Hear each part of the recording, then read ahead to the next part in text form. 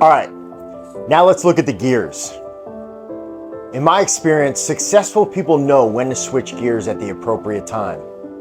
The gear that I was in when I was grinding uphill should not be the gear that I was in when I was coasting down with momentum.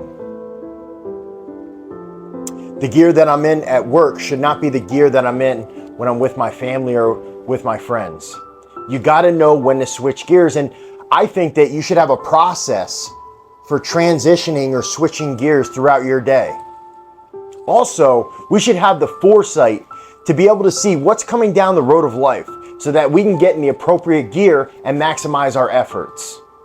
So in the questions below, do you have a process? Do you know how to switch gears, and what does that look like for you?